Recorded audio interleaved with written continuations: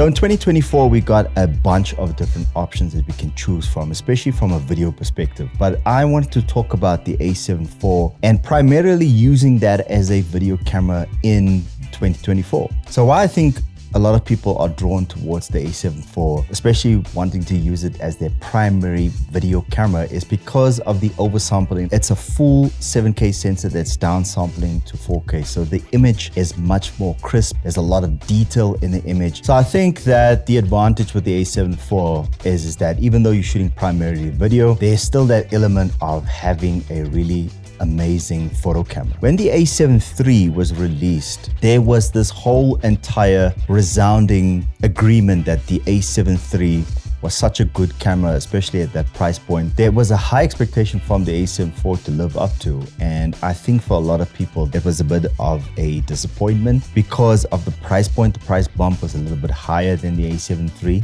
so a lot of people expected that to kind of maintain the same price point.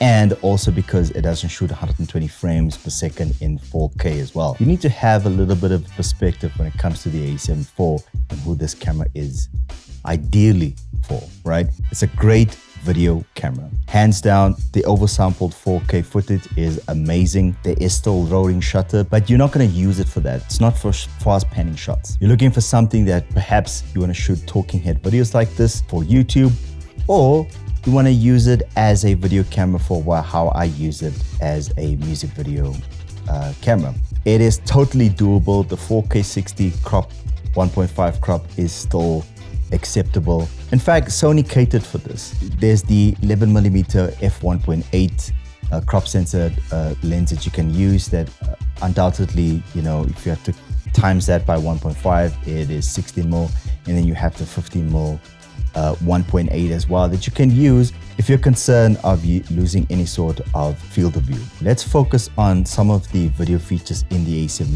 IV that just makes it an ideal camera to cop in 2024 as a video camera, but in case you need a photo camera, you're having the best of both worlds. So the A7 IV, we see that every single specification has been improved from the A7 III. Everything from the sensor to the viewfinder, even the video capabilities of this thing has been improved significantly. And the one thing that I can talk about, and I have to say this every single time, I'm probably going to say this about every single Sony camera out there, is the autofocus feature in the A7 IV has vastly been improved, especially when it comes to video. The eye autofocus in video and the tracking has vastly improved, meaning that you can rely on the autofocus to do its thing. So this camera has been trained to focus on human, bird, as well as animal eye autofocus. So in addition with this subject tracking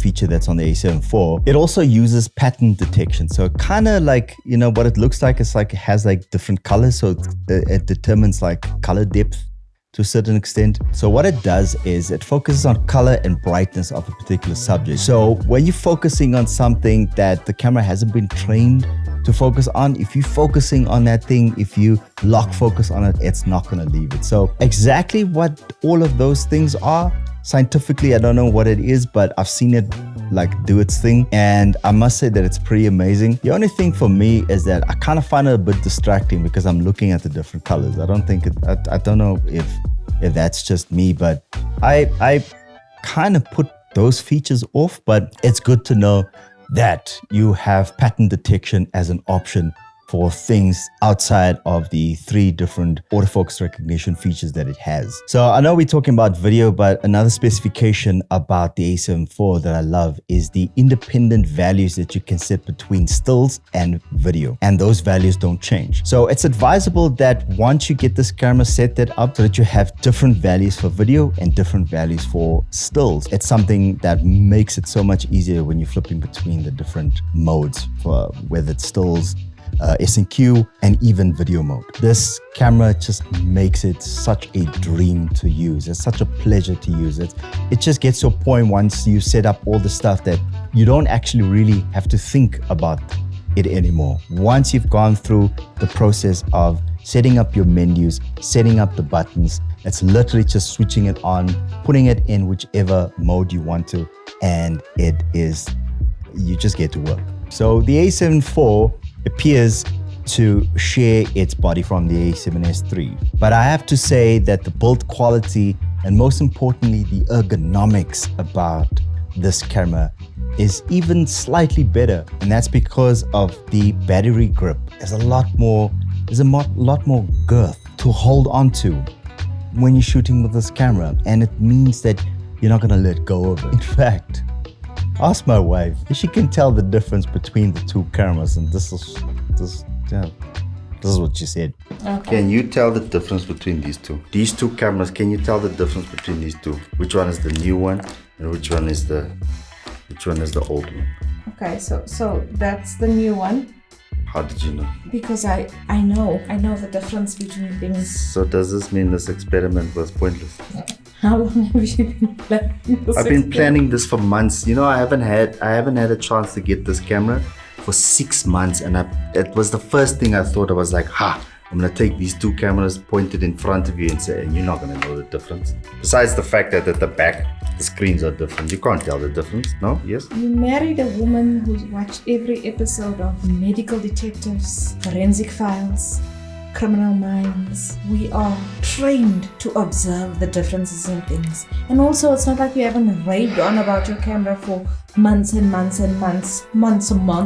Oh well, it's a failed experiment, but for the untrained eye, you can't see the difference. So compared to the A7IV, the joysticks has definitely been improved. There's also a larger size type HDMI input, which, hey, if your camera is not coming with a bigger HDMI port, then you should not be shooting with that camera. I have to apologize that the light's fluctuating so much because I'm shooting this in the daytime, but there's cloud cover. So we're getting like a healthy dose of sun rays that are coming through, and then it goes a little bit ominous for the audience. So the A7IV maintains the dual card slot that we've seen in the A7 III, A7S3. But the only difference with this one is that it only has one CF Express card slot, and the other ones supports, so both of them support SD cards. And something that I have to mention is that it has a closable shutter, and this is great when you're interchanging lenses, that your sensor is always protected. Another specification to include is that it has Bluetooth connectivity, so you can connect to your gimbal. Something else that I have to include, it has the multi-interface shoe mount, which means you can connect any of the ECM microphones. Okay, so some of the stuff that I keep right at the end of the videos, because I don't want to make this about specs all of the time, but just for interest's sake and the sake of this video, let's just cover some of the specs of the A7IV when it comes to like the quality. Okay, so the first thing, this camera captures 33 megapixels with a BSI CMOS full frame sensor. It's got in-body image stabilization, and it also has active steady shot. The full width of the sensor is recorded at 4K oversampled from 7K up to 30 frames per second. That just means that you're getting crispier, much more detailed shots. Yeah, it shoots 4K up to 60 frames per second, and it shoots 1080p at 120 frames per second. That's 60 frames. As we mentioned, it has a crop factor of 1.5. I think you're getting the gist. This is a really superior camera, and I think what makes it even better, especially for video, is that you don't have to think a lot about stuff. Like once you set up the camera, you can just point it and shoot it, and you're gonna get a great image quality. Reliable autofocus. If you're shooting handheld, it's got active stabilization. If you're using a stabilizer or a gimbal, it's got Bluetooth connectivity. And also on top of that, you've got features or specifications like the multi-interface hot shoe connector, which gives you the ability to connect any of Sony's ECM microphones, which does not require you to have any sort of cable connections. If there's anything that I missed about the A7IV that you want to highlight, or if you just want to have a further conversation, or you have any other additional questions that you would like to ask, you can just comment in the comment section below. I'm happy to answer any of your questions.